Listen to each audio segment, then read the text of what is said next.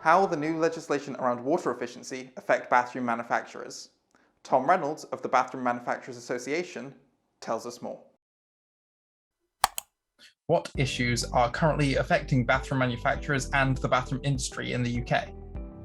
There's a whole bag of issues affecting bathroom manufacturers at the moment. Experienced a really historic period of high demand within home improvement in general, including the bathroom industry. But that in itself has come with challenges. Supply chains have been extremely stretched. Container shipping has been a particular challenge, both in terms of reliability and unprecedented high costs of bringing containers to the UK, about 10 times their pre-pandemic levels in some cases, and further strain on shipping container costs coming now with bunker fuel surcharges connected with the energy crisis. A whole bag of issues anyway, and then layering over that, the sector doesn't operate in a vacuum. There are all sorts of economic and geopolitical issues connected with the conflict in Ukraine, which we're not immune from.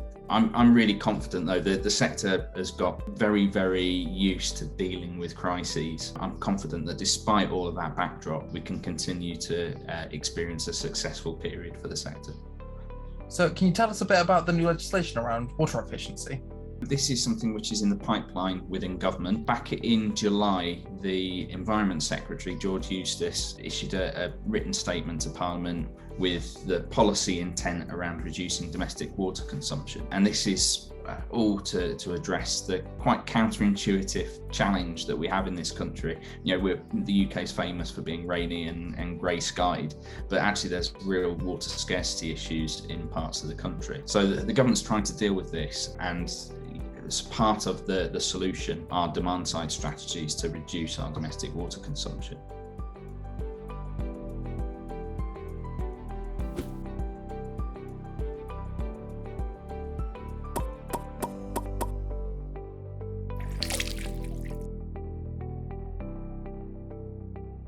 There's a whole range of things up for consideration at the moment, such as mandatory water labelling, review of building regulations and so on. And this will all have implications for product manufacturers and the whole supply chain.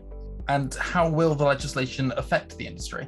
That's a really tough question. We don't quite know how this is going to impact the industry at the moment because the government's not settled on its final policy decisions. We know that there is an enthusiasm to provide consumers and tradespeople with better information around the water consumption, information on a product, and mandatory water labelling something which is being considered.